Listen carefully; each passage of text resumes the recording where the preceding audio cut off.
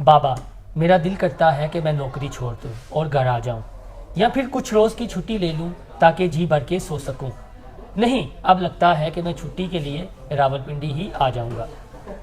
یہ الفاظ تھے بلال پاشا کے، سی ایس پی آفیسر کے، اور ان کی سٹوری پر کام کیا ہے ہمارے ساتھی ہیں سید عبد المنان گیلانی.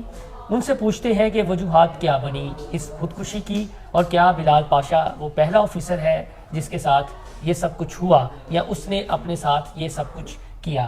تو منال بتائیں ہمیں کہ آپ نے جو ورک کیا ہے، ڈپریشن کی وجہ کیا بنی، یعنی کس وجہ سے وہ اتنے زیادہ ڈپریسڈ ہو گئے؟ محسن بلال صاحب، بلال پاشا جو آپ کے ہم نامی ہیں، تو جیسے آپ ڈپریشن میں رہتے ہیں نا اپنے کام کو لے کے، اسی طرح جب سی ایس ایس آفیسر ہمارے پاکستان کے اندر، آپ اگر یہ سمجھتے ہیں کہ وہ افسر بن گیا ہے، اب وہ عیاشیوں کا ٹائم اس کا شروع ہو گیا ہے، تو یہ آپ کی بھول ہے. یہاں پر ایسا سسٹم تیار کیا گیا ہے پچھلے کئی دہائیوں سے، کئی 100 سالوں سے، غلامی سے باہر نہیں نکلے ہم. وہی سسٹم جو تیار ہوا ہے اس میں یا تو آپ اسی کی بہاؤ کے ساتھ بہنا شروع کر دیں گے، اگر آپ اس کے خلاف جاتے ہیں تو پھر آپ تیار ہو جائیں، آپ کے اوپر مصیبتوں کے پہاڑ ٹوٹ جائیں گے. بلال پاشا ایسا نوجوان پاکستانی کہ جو نہ صرف خود ایک محنتی اور بڑے ہی مضبوط اعصاب کا شخصیت تھا، اس نے بلکہ بہت سارے لوگوں کا وہ مشعل راہ بھی بنا، رول ماڈل بنا. آپ کو میں بتاتا ہوں کہ یہ خبر تو سب کو پتا ہے کہ جی پیر کے روز وہ اپنے روم کے اندر ان کی ڈیڈ باڈی ملی ہے، اور جو ابتدائی رپورٹس ہیں اس کے مطابق جو ڈی پی او ہیں بنو کے، انہوں نے یہی کہا ہے کہ بظاہر تو یہ لگتا ہے کہ یہ خودکشی کا ہی معاملہ ہے. پوسٹ مارٹم رپورٹ جو ہے حتمی جو ہے وہ تفصیلات اس میں آئیں گی تو وہ تو پتہ چل جائے گا آپ کو، مگر بظاہر یہ لگتا ہے کیونکہ ان کی وہ شادی بھی ہوئی تھی ریسنٹلی، کوئی 2-3 سال ہوئے، وہ بھی کامیاب نہیں ہو سکی، وہ ڈپریشن اپنی جگہ. لیکن وہ بندہ حق اور سچ کی آواز بنا، اور ہمارے سامنے وہ تب آتے ہیں کہ جب سوشل میڈیا پر ایک بحث چھڑتی ہے کہ سی ایس ایس وہی کر سکتا ہے، یا تو وہ کسی بڑے آدمی کا بیٹا ہے یا کہ بڑے خاندان سے اس کا تعلق ہے. تو ادھر انٹری ہوتی ہے جناب بلال پاشا صاحب کی، اور وہ آ کر بتاتے ہیں. اور کیا ان کا جناب خوبصورت انداز تھا محسن بھائی، کہ وہ ایک اینٹوں کی دیوار کے سامنے اپنے چچا کے ساتھ، اور وہ ان کے فادر بھی ہیں کیونکہ ان کے جو چچا تھے ان کی اولاد نہیں تھی، تو ان کے جو حقیقی والد ہیں انہوں نے اپنے بھائی کو یہ بیٹا دے دیا. اب یہ جوائنٹ فیملی میں رہتے تھے، تو وہ پھر دو جو ہے نیک اور محنت کش قسم کے باپ جو تھے نا، انہوں نے ان کو پالا. اب صورتحال یہ تھی کہ یہ جس گاؤں میں رہتے ہیں وہاں پر جو پرائمری سکول ہے وہ جناب اس کی بھی بلڈنگ نہیں ہوتی. یہ المیہ ہے پاکستان کا کہ وہ مکتب چلتے ہیں مساجد کے اندر جہاں پر وہ پرائمری کی تعلیم حاصل کرتے ہیں، اور جو انگلش ہے وہ شروع ہوتی ہے جا کر 6ٹھی کی کلاس کے اندر، جس میں چھوٹی اور بڑی اے بی سی کا فرق محسوس ہوتا ہے کہ یہ چھوٹی ہے یہ بڑی ہے. مگر یہ بات بڑی ہے کہ ہمارے ہاں جب ایک محنتی آدمی غریب خاندان سے تعلق رکھنے والا اگر وہ کسی سیٹ پر پہنچ جاتا ہے تو ہمارا سسٹم کہتا ہے کہ جیسے ہم چل رہے ہیں ویسے تم نے بھی چلنا ہے، اور اگر آپ بغاوت کر دیں تو پھر آپ پھر ٹرک کے نیچے آ گئے ہیں، آپ کچھ رہ گئے ہیں. تو شاید غالباً یہی تھا کہ وہ اتنا تھکان تھی. آپ یہ جملہ جو آپ نے پروگرام شروع کیا آج کا ویلاگ، وہ اسی میں ہی آپ کو ساری کہانی کی منظر کشی ہوتی ہے. وہ کہتا ہے کہ میں نوکری ہی چھوڑ دوں گا کیونکہ میں دل بھر کے سونا چاہتا ہوں.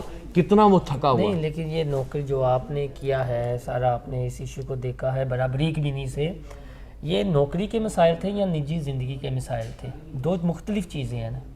ہم ان کے اصحاب کی اگر بات کرتے ہیں نا، جو ریسنٹلی جو ویری لاسٹ ٹائم جو بات ہوئی ہے نا پیر کے روز، ان کے والد کے ساتھ ہوئی ہے، اور اس میں وہ بڑی ہی پر اعتماد انداز کے اندر اپنے والد سے بات کر رہے ہیں. انہوں نے اچھے طریقے سے بات کیا ہے، اور ان کے والد جو ہے اس کے بعد پھر فجر کی نماز پڑھنے مسجد میں چلے گئے ہیں، اور مسجد میں جا کے بھی وہ ٹرائی کرتے رہے یار شاید اس کی بلال پاشا کی آنکھ لگ گئی ہے. اور یہی چیز ان کے فرینڈز جو ہیں، وہ کلوز فرینڈ جو ہیں، وہ بھی ایک آفیسر ہی ہیں، بیوروکریٹ ہی ہیں، انہوں نے سوچا یار وہ نظر نہیں آ رہے آفس میں، تو چلو ان کے کمرے میں دیکھتا ہوں. تو ایسے یہ جو ہے عقدہ کھلا کہ یار وہ اپنے کمرے میں ان کی تو یہ پہلے آفیسر ہیں جن کے ساتھ یہ ڈپریشن والا معاملہ ہوا اور اس ایکسٹریم تک وہ چلے گئے؟ قطعاً نہیں.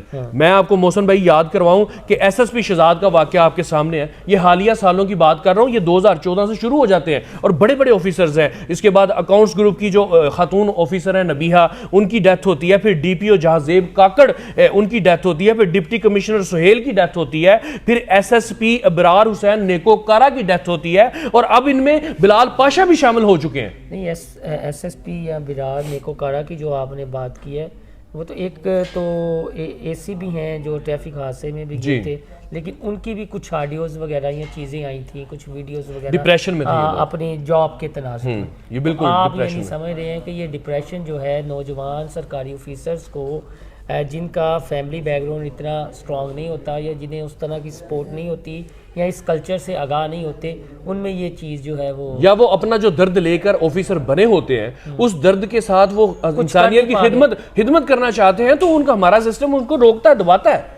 اب یہاں پہ آپ بھی جانتے ہیں کہ آپ پاکستان کے کسی بھی ڈپارٹمنٹ کی بات کرتے ہیں، آپ صحت کے لیے اگر طبی امداد کے لیے ہاسپٹل جاتے ہیں، پہلے آپ کا مال جاتا ہے پھر آپ کی جان جاتی ہے. آپ قانونی مدد کے لیے تھانے میں جاتے ہیں، پہلے آپ کا مال جاتا ہے پھر آپ کی جان جاتی ہے. آپ عدالت کا رجوع کرتے ہیں، آپ عدالت سے انصاف چاہتے ہیں، پہلے مال جاتا ہے پھر جان جاتی ہے. آپ اس سسٹم کا حصہ ہیں. آپ کو پتا ہے کہ ہمارے ساتھ کتنا دباؤ ہے، اور جب ایک آفیسر وہ کہتا ہے کہ نہیں میں نے تو بھائی کسی غلط بات کو برداشت نہیں کرنا، میں نے کرپشن نہیں کرنی، میں نے غریبوں کی مدد کرنی ہے، تو وہ پھر دباؤ میں آ جاتا ہے، اس کو کام نہیں کرنے دیتا یہ ہمارا سسٹم. آپ کے نالج میں ہونا چاہیے کہ ہمارے پاکستان میں سب سے پہلے CSS کرنے کے لیے کتنی محنت کرنی پڑتی ہے، کتنے رات دن ایک کرنا پڑتا ہے. اتنی محنت کے بعد CSS آفیسر بن جاتے ہیں. 17% CSS آفیسر جو ہے وہ نوکری ملنے کے بعد، سیٹ ملنے کے بعد وہ وہاں سے استعفیٰ دے دیتے ہیں، اور لاکھوں افراد جو ہیں وہ اپنی جان ہی دے دیتے ہیں جن کا ہم ذکر ہی نہیں کر رہے. وہ کون لوگ ہیں؟ وہ آفیسر بھی ہو سکتے ہیں، وہ ایک عام آدمی بھی ہو سکتا ہے کہ جو اس سسٹم کے اندر جب گھستا ہے تو اس کو جان سے ہاتھ دھونا پڑتا ہے. آپ ڈپریشن کی وجہ یہی بتا رہے ہیں سسٹم، کوئی نجی لائف والا معاملہ اس میں نہیں ہے. لیکن وہ یہ ہے کہ ایک کھیل بھی ہے نا، وقت کرتا ہے پرورش برسوں، حادثہ ایک دم نہیں ہوتا، تو پھر چیزیں ایک ایک کر کے آتی جاتی ہیں اور پھر بندہ اس سٹیج پر پہنچ جاتا ہے. اور جب اس کے ارد گرد کوئی اس طرح کا ماحول نہ ہو، اس کا کوئی ایسا رازدار نہ ہو، تو پھر وہ اس ایکسٹریم لیول پہ یہ سٹیپ بالکل. اور اس بندے نے آپ کیونکہ ہم اب دعا گو ہی ہیں ان کے لیے، ان کے آخرت کے سفر کے لیے، میں آپ کو یہ بتاتا چلوں کہ جب ان کی انٹری ہوتی ہے سوشل میڈیا پہ اور لاکھوں دلوں کی، کروڑوں نوجوانوں کے دلوں کی دھڑکن بنتے ہیں، وہ ایسے بنتے ہیں کہ وہ آ کے ان کو بتاتے ہیں کہ یار محنت سے آپ اچیو کر سکتے ہیں، محنت سے آپ وہ حاصل کر سکتے ہیں جس کا آپ نے خواب دیکھا ہے. میں غریب آدمی، مجھے اس بات اپنے باپ کو ساتھ کھڑا کر کے وہ کہہ رہے ہیں یہ ایک مزدور باپ ہے اور مجھے اس بات پہ فخر ہے کہ یہ میرا باپ ہے، اس نے اینٹیں اٹھائی ہیں، اینٹیں ڈھوئی ہیں، مزدوریاں کی ہیں، مجھے پڑھایا ہے، میں اس مقام پہ پہنچا ہوں، مجھے اس بات پہ فخر ہے. وہ اتنا بڑا آدمی تھا. پھر اس نے کہا کہ میں ایک بیڑا اٹھاتا ہوں، میں اپنے آپ سے وعدہ کرتا ہوں کہ نہ صرف میں بلکہ میرے جو ٹاپر CSS آفیسرز ہیں ان کے ساتھ مل کے میں ایک ایسے لیکچرز کا پروگرام شروع کروں گا کہ جس سے یہ جو غریب لوگ ہیں کہ جو وہ چیز حاصل نہیں کر سکتے آرام سے، وہ حاصل کر پائیں گے. اور انہوں نے یہ سلسلہ شروع کیا، بلال لرن ود بلال کے نام سے انہوں نے ایک چینل بنایا اور اس کے اوپر ان کے لاکھوں جو مداح بنے. وہ سوشل میڈیا پر پاپولر تھے، اس وجہ سے یہ زیادہ چیزیں ہائی لائٹ بھی ہوئی ہیں. اور ایک نوجوان تھے آپ جیسے، میرے جیسے، جن کی زندگی یوں سمجھے کہ بس رائے گاہ گئی کہ جو خواب تھے، سنہرے خواب تھے جو میڈیا میں اور آپ بھی لے کر آئے، اور چیزیں بذا اوقات ہم بھی بے بس ہو جاتے ہیں کئی میٹرز پہ، اور لوگوں کی توقعات ہوتی ہیں ہم سے، تو وہ پھر ہمیں تنقید کا نشانہ بھی بناتے ہیں کہ وہ تسی لفافہ تسی یہ کر دے ہو، انج کر دے ہو، انج کر دے ہو. تو وہ یہ ہے کہ انسان ضبط کر سکتا ہے، کسی کو کہہ بھی نہیں سکتا. بذا اوقات جو آپ نے یہ چیز ہے وہ اتنا پھر دباؤ بڑھتا ہے کہ آپ راحت ہی محسوس کرتے ہیں کہ اپنی جان ہی لے لیں. وہ بندہ کہتا ہے میں سونا چاہتا ہوں، میں جی بھر کے سونا چاہتا ہوں، پھر ایسا سویا کیا وہ اٹھے گا نہیں. میں آپ کو بتا دوں کہ یہاں پر ہم بظاہر تو کہ ہم پاکستانی قوم ہیں، بھائی ہم قوم نہیں ہیں، ہم جتھے ہیں، ہم رنگ و نسل میں بٹے ہوئے ہیں. حسن نثار نہ بنو، بس لاسٹ ہم اسے وائنڈ اپ کریں گے کہ وہ تو سو گئے، ایسا سویا جو اس کی خواہشیاں جو بھی اپنے والد سے بات ہوئی. ہم تو یہی دعا کر سکتے ہیں کہ چلیں اب یہ سسٹم جاگ جائے تھوڑا سا عوام کے لیے، کاش ہمیں قوم بن دعا کر سکتے ہیں. اور باقی ہر چیز کے کئی پہلو یہاں پر نکلتے ہیں.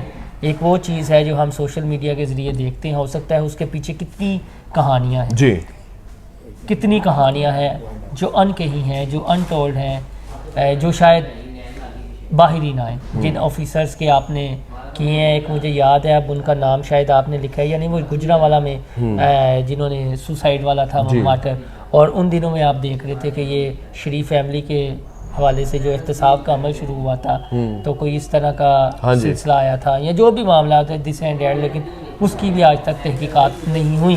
تو یہ ایک المیہ ہے ایماندار ایماندار جس فیلڈ میں بھی ہے, ضروری نہیں ہے وہ افسر شاہی میں, جس فیلڈ میں بھی ہے وہ تھوڑا سا ہوتا تو ڈپریس ہی ہے. اور اگر وہ ہو سیلف میڈ مڈل یعنی لوئر مڈل کلاس سے, جو محنت کرتا کرتا کرتا اوپر آئے, اور بعد جب وہ سسٹم دیکھتا ہے, کن چیزوں کو اپنی آنکھوں سے دیکھتا ہے, تو وہ کہہ نہیں سکتا.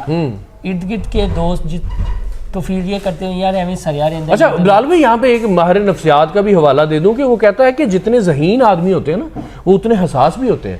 وہ اگر کریٹیوٹی کی طرف جاتے ہیں تو بڑی زبردست تخلیق کرتے ہیں, اگر وہ تنہائی کی طرف یا ڈپریشن کی طرف جاتے ہیں ان کی بھی آخری حد تک پہنچ جاتے ہیں. پھر آخری کام یہی ہوتا ہے کہ جو یہ ہوا ہے کہ وہ پھر ہمیشہ کے لیے دنیا چھوڑ جائیں گے. پنجابی کے بڑے معروف کلاسیکل شاعر ہیں شف کمال بٹالوی, جن کی وہ نصرت فتح علی خان نے بھی مائے نہیں مائے میرے گیتا وچ برہوں دی درک پوے, ان کا یہ ایک اپنی پنجابی کی نظر ہے کہ نمائے نہیں اسی جوبن رتے مرنا, جوبن رتے جو بھی مردا پھل بندہ نہ تارا یا تارا مائے نہیں اسی جوبن رتے مرنا.